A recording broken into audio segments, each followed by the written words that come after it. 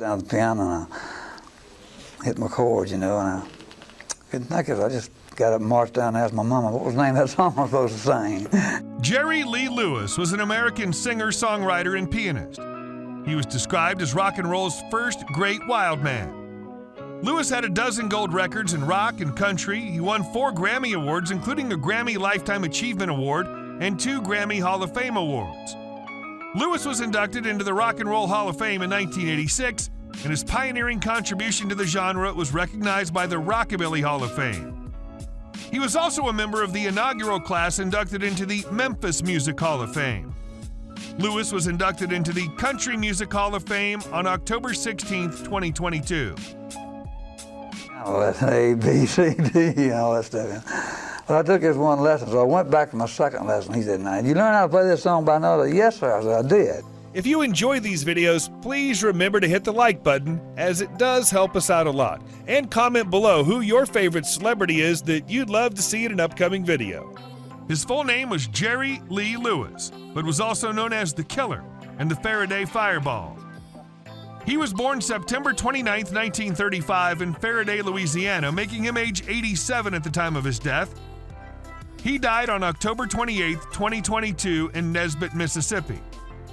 He stands at 1.803 meters or 5 feet 10 inches tall. His favorite meal was hamburger steak and homemade gravy over rice. Jerry Lee Lewis had an unusual hobby. He used to collect antique fountain pens.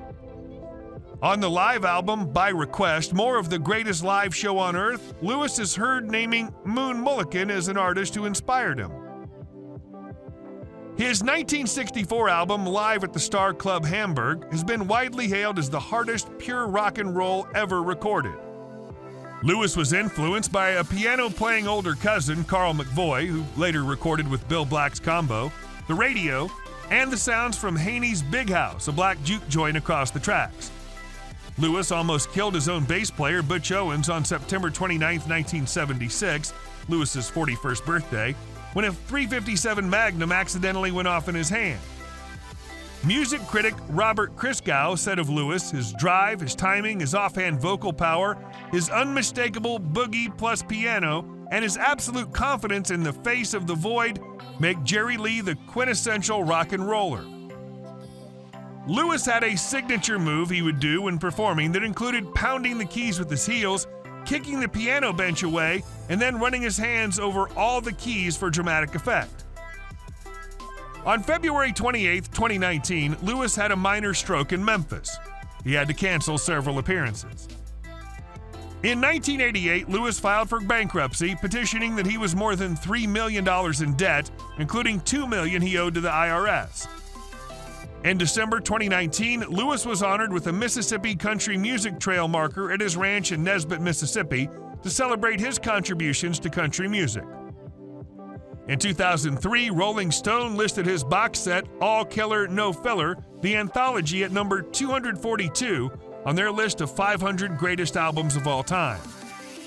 Lewis was the last surviving member of Sun Records' $1 Million Quartet and the album class of '55, which included Johnny Cash, Carl Perkins, Roy Orbison, and Elvis Presley. Lewis was a cousin of the televangelist Jimmy Swaggart. Lewis was married 7 times, including bigamous marriages and a marriage with his underage cousin. He had 6 children during his marriages.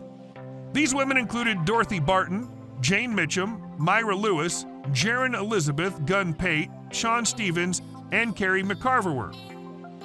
His marriage in 1957 to Myra Lewis, a 13-year-old below the age of consent second cousin, ruined his career, which was at its prime. He married Myra even before divorcing his second wife. At the age of 76 in 2012, the singer-songwriter married Judith Brown, who was his caregiver. I said, but don't this song sound a lot better like this here? And so I played it my way, And he kind of slapped me. And don't ever do that again. I said, don't worry. His father was a farmer, and the family lived in poverty. He started playing the piano at a young age with his 2 older cousins, and seeing his love for music, his parents mortgaged their farm to purchase him a new piano. His first public performance was in November of 1949. His family was deeply religious, and his mother sent him to the Southwest Bible Institute in Waxahachie, Texas, so that he could sing gospel songs exclusively. After playing a boogie-woogie version of the song My God Is Real, he was asked to leave the school. He returned home and began playing at local bars and nightclubs. In 1955, Lewis traveled to Nashville, where he failed to get a record deal, so he left for Memphis the next year to seek a deal with the label Sun Records. He began recording with the label the next month. In addition to working as a solo artist, he was also featured on a number of other musicians that had signed with Sun Records. Lewis's career as a solo musician began to really take off in 1957. He released his music as a solo artist under the name Jerry Lee Lewis and his Pumpin' Piano. And he soon recorded hits including Whole Lotta Shakin' Goin' On and Great Balls of Fire. In spite of his early success, Lewis considered his songs to be antithetical to his Christian faith, and he at times worried that he was leading his audiences and self to hell. This personal oddity was described by Johnny Cash, but Lewis was able to function in his relatively long career without religion interfering. Lewis's successes continued throughout the decades, and he embraced his rock and roll past with songs such as a cover of the Big Bopper's Chantilly Lace and Mac Vickery's Rockin' My Life Away. In the 21st century, Lewis continued to tour around the world and release new albums. His 2006 album, Last Man Standing, was his best-selling release with over 1 million copies worldwide. This was followed by Mean Old Man in 2010, another of his best-selling albums. Earlier in 2022, a collaborative gospel album was released with Jerry Lee Lewis and his cousin Jimmy Swaggart called The Boys from Faraday. They'd put my finger on anybody out there that I would say plays piano as well as I do, not bragging. His primary source of income was music. He earned millions of dollars through live concerts, album sales, and brand endorsement deals. His 2006 album, Last Man Standing, is his best-selling release to date. More than 1 million copies of this album have been sold across the globe. He had a net worth of $10 million. In 1993, Lewis moved to Ireland with his family in what was suggested, but denied, to be a move to avoid issues with the Internal Revenue Service. He lived in a rented house on Westminster Road in Foxrock, Dublin, and during his time there was sued by the German company New Constantine Film Production for failure to appear at a concert in Munich in 1993. Lewis returned to the U.S. in 1997 after his tax issues had been resolved by Irish promoter Kieran Kavanagh. He had a ranch in Nesbitt, Mississippi. The Lewis Ranch had been Jerry Lee Lewis's private getaway for decades. This is the place where he composed his music and spent time with his family. The Lewis Ranch invites small group tours which create an intimate, unrushed experience with a behind-the-scenes look at Jerry Lee's music and his life. You can purchase tickets online. He likely owned the following cars: a 1963 Lincoln Continental convertible,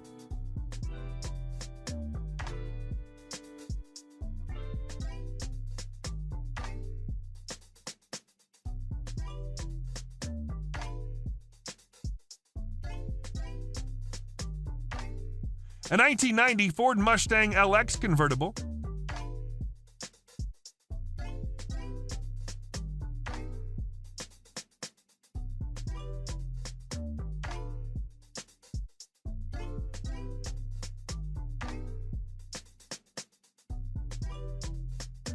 a 1973 Cadillac,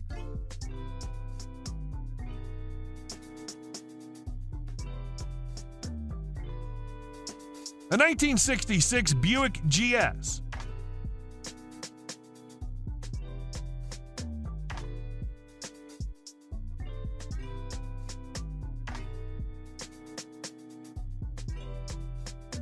a custom Lincoln Mark III,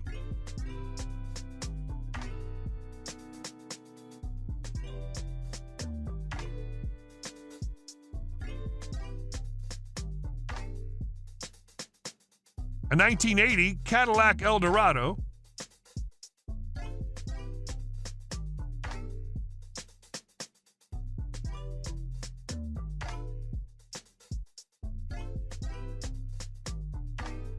a 1992 Lincoln Mark VII,